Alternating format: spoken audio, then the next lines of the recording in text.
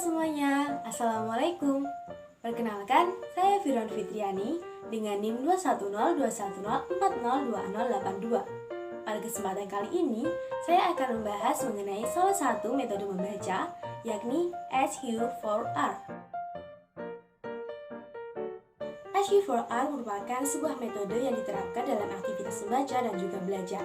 Metode ini merupakan sebuah mata rantai di mana setiap bagiannya memiliki keterkaitan antara satu dengan yang lainnya. SQ4R ini meliputi survey, question, read, record, recite, and review. Membaca menggunakan metode SQ4R ini dianggap lebih efektif, karena dengan metode ini dapat mendorong seseorang untuk lebih memahami apa yang dibacanya, terarah pada intisari dan juga kandungan-kandungan pokok pada bacaan, baik itu tersurat maupun tersirat.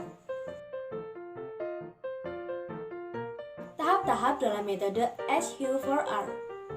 Yang pertama, S atau survei. Kita perlu mencari tahu bagaimana informasi dalam teks diatur dan apa yang bisa kita pelajari. Kita bisa mengaplikasikan teknik skimming, yaitu membaca dengan cara memindai, dan juga teknik skipping, yaitu teknik melompati bacaan yang tidak perlu. Kita bisa mulai mengidentifikasi gambar, tabel data, kata kunci, nama tempat, subjudul, dan pola pengembangan paragraf. Yang kedua, Q, question atau pertanyaan. Kita perlu membuat pertanyaan seputar isi teks dalam bentuk adik simba. Apa, di mana, kenapa, siapa, mengapa, dan bagaimana. Kita bisa membuat pertanyaan berdasarkan pengetahuan dasar yang terlintas di kepala kita. Yang ketiga, R, read atau membaca. Kita mulai membaca teks. Kita mencari poin utama, ide, dan jawaban. Kita bisa dibantu dengan teknik membaca selecting, yaitu membaca bagian yang relevan dengan pertanyaan.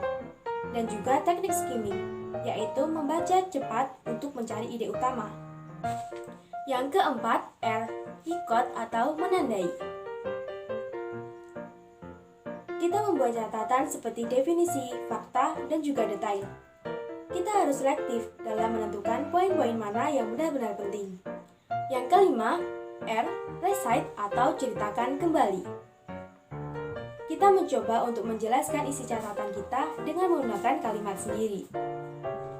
Dan yang terakhir, review atau meninjau kembali, di mana kita melihat kembali catatan yang kita buat dan kita identifikasi apakah pertanyaan sudah terjawab dan perlukah mencari sumber lain. Jika ada kekurangan kita lengkapi, jika ada kekeliruan kita perbaiki. Nah, kalau kita sudah melewati tahap-tahap tadi, berarti kita telah berhasil dalam mengaplikasikan metode SQ4R. Jadi cukup sekian yang dapat saya sampaikan. Semoga bermanfaat dan terima kasih. Wassalamualaikum warahmatullahi wabarakatuh. Sampai jumpa.